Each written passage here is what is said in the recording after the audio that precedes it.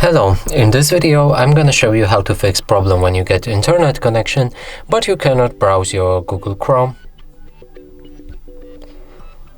or use Google Play Store.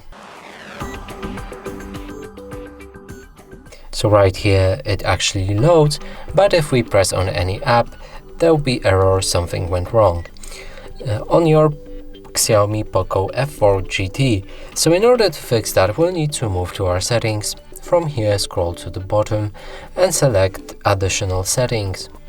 Go for date and time and right here enable set time automatically. Now let's go back to the Google Chrome, reload the page. And as you can see it works properly. And Google Play Store, we can actually go back to the main menu and from here select the same app.